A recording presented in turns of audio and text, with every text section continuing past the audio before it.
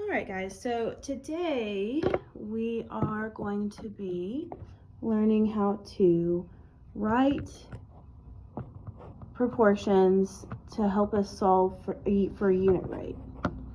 Okay. And basically, so when we're writing something, it usually means we're dealing with a word problem, and that is definitely the case here. So the steps are to determine which type of unit will go on top and on bottom of the proportion you're going to write, and then cross multiply and solve like we have been doing with proportions, okay? So first thing we have to do is we need to read the problem, obviously. So it says Joe spent $10 for 4 tacos. How much was each taco? And previously you learned to just divide 10 divided by 4, right? And that would equal your price. But we can also do that by using a proportion. And we'll start using proportions more because as problems get more complex, it's easier to actually use a proportion, okay? So, need to create a proportion for this. So,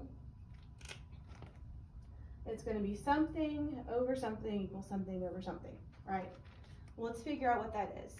Now, and the steps, it says determine which type of unit will go on top and on bottom of proportion. The same types of units have to go on top and the same on bottom. And here's what I mean by that.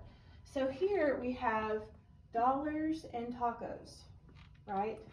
Dollars and tacos. When I set up my proportion, both numerators have to be dollars, and then both denominators have to be number of tacos, okay? So the first fraction or ratio will be $10, right? $10 for 4 tacos. It is a unit rate, so we're trying to figure out how much it is for each taco or 1 taco. So 1 taco on bottom, but we don't know how much, so we're going to use X dollars, okay? So again, we have dollars on top, both here and here, and tacos on bottom. Now all we have to do is cross multiply and divide, okay? So that means I need to do 4 times X and 10 times 1.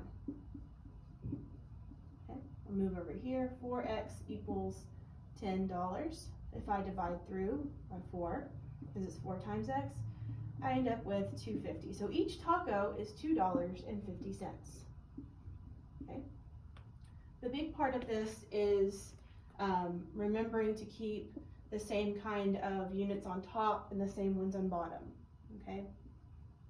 I don't know why I wrote 4 there. It's 2. All right. Second problem. Ada drove 800 miles in 20 hours. What was her speed in miles per hour? So that tells us what we need to know, not miles per hour. So how many miles in per means 1 hour, right? So let's go ahead and set up our proportion. So I'm going to have miles on top, hours on bottom. And again, it has to be miles here, hours here, right? So the first numbers we deal with are 820 hours. So 800 miles over 20 hours.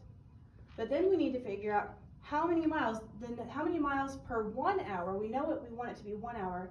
We don't know how many miles, so we're going to use X for that. Okay? So 800 over 20 equals X over 1. Now we just have to cross multiply and divide. So, and again, you can start at the top, do 800 times 1 equals 20x, or do the bottom. I'm going to start with the bottom. So I'll do 20 times x is 20x equals 800 times 1 is 800. Okay, it's 20 times x, so that means I'm going to divide. Okay, and so 800 divided by 20 ends up being 40. Zeros cancel, 8 divided by 2 is 40. So X equals 40 miles per hour. That's how fast she was going. Okay. All right. Make sure you write this down, take notes, and then you can go ahead and start your assignment.